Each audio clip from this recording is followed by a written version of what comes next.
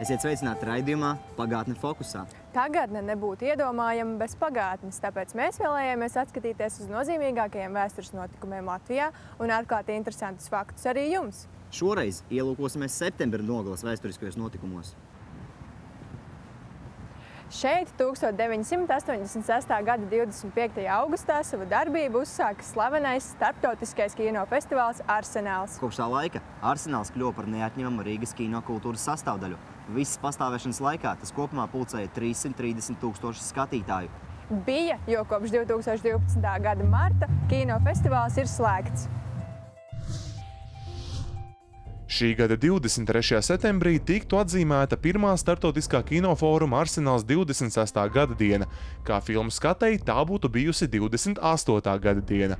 Festivālā tika rīkotas divas filmu skates – starptautiskais konkurss un Baltijas konkurss, kur filmām tika pasniegti dažādi apbalvojumi.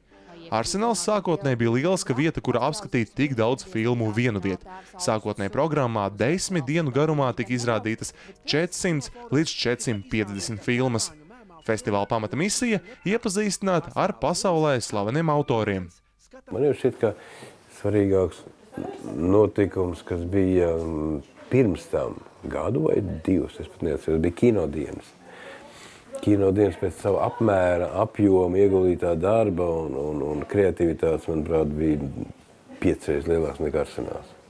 Arsenālam man šķiet, bija ne tikai svarīgi tas, ka ir izcils filmas, bet tā visa atmosfēra bija, man šķiet, līdz šim neatkārtota tādā kino notikuma ziņā.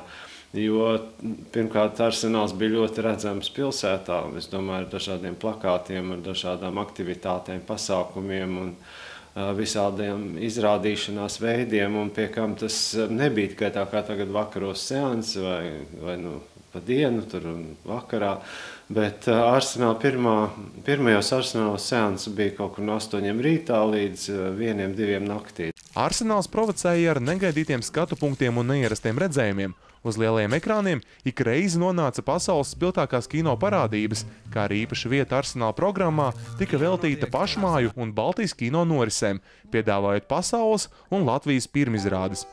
Tai bija jābūt noteikti nekomerciālai filmai, un es domāju, Arsenālā iedomāties, pirmais tas uzstādījums bija, ka Arsenāls ir avantgarda kinofestivāls, tad, protams, ka te nevarēja būt runa par kādām komerces filmām, kas ir kaut kādas, tādas arī īpaši neviens tur negribēja redzēt. Plus, neapšaubāmi tas, ka Arsenāls bija vienīgais tāds festivāls visā pasaulē, jā, noteikti. Tieši tāds, kāds viņš bija, jā.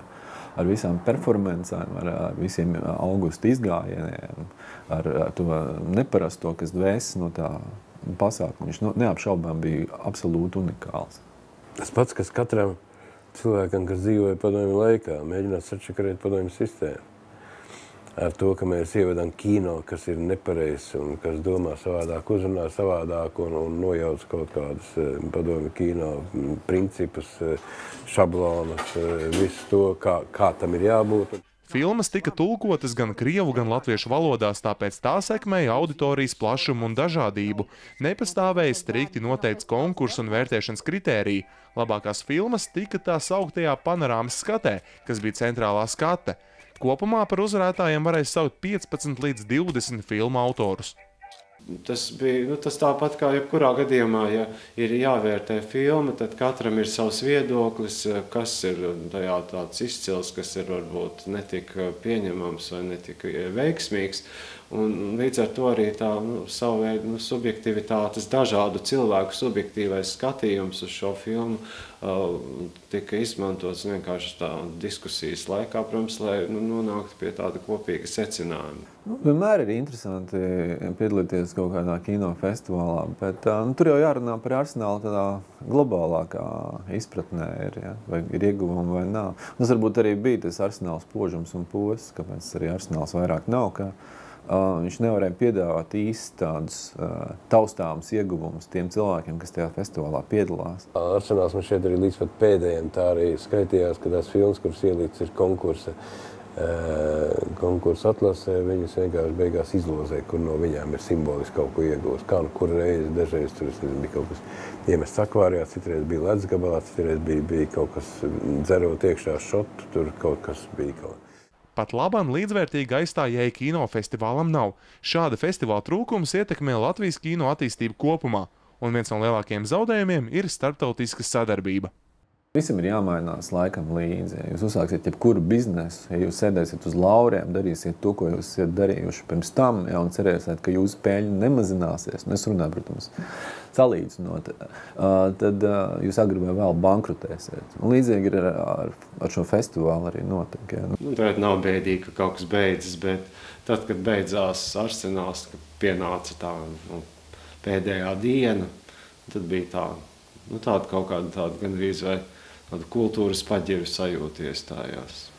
Tātad es domāju, ka tas noteikti ir bēdīgi skumji un būtu brīnišķīgi, ja viņi varētu turpināt, bet tad valsts ir jādod liela nauda. Nozīmīgi notikumi norisinājušies ne tikai kultūras jomā. Tikpat svarīgi bijuši arī cilvēki un viņu sasniegumi, pilsētu nosaukumu maiņa. Un galu galā Latvijas uzņemšana Tautu Savienībā. 1921. gada 22. septembris, saņemot 38 balsis par un nevienu pret, Latvija tiek uzņemta Tautu Savienībā, kuras pastāvēšanas mērķis bija atbruņošanās un iespējamo karu novēršana. 1991. gada 22. septembris Aizkraukles pilsēta iegūst nosaukumu, ar kādu mēs šo pilsētu pazīstam šodien. Padomju okupācijas laikā pilsētas nosaukums bija Stučka, par godu rakstniekam, politiķim un Latvijas Padomju Republikas valdības vadītājam Pēterim Stučkam. 1994. gada 26. septembris 100 gadu vecumā aizsaulē dodas leģendārais latviešu aktieris Eivalds Valters, kurš nereti redzams TV ekrānos arī mūsdienās. Spēlēt lomas tādās latviešu filmās kā Vēla kalpi, Limuzīns Jāņu nakts krāsās, Emīla nedarbi, Mans draugs nenopietnas cilvēks un vēl daudzās citās filmās. 2000. gada 24. septembris Sidnejas olimpiskās spēles. Vingrotais Igors Vihrovs izcīna zelta medaļu vingrošanā, kļūstot par olimpisko čempionu brīvajās kustībās. Latvijai tā ir pirmā olimpiskā zelta medaļa kopš neatkarības atgūšanas.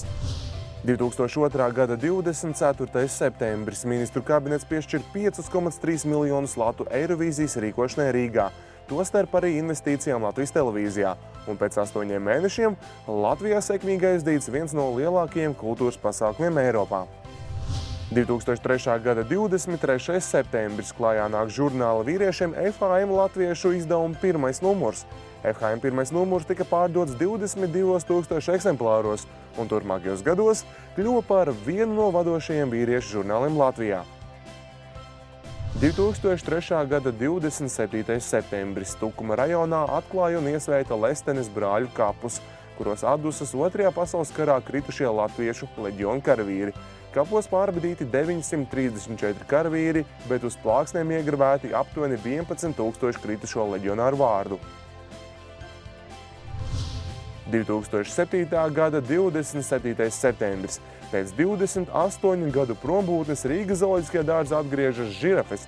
Zoodārzā no Polijas tiek atvesti 2 šīs sugas dzīvnieki – Piks un Periskops.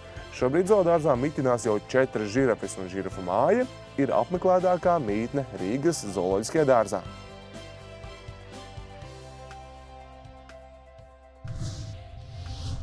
Tas šajā raidījumā arī viss. Cerams, ka uzzinājāt kaut ko jaunu vai vismaz atsaucāt atmiņā jau piemirsto. Tiksimies pēc nedēļas, kad ieskatīsimies, ko nozīmīgi vēstures lapusēs mums atstājis oktobra mēnesis. Paldies, ka skatījāties! Un visu labu!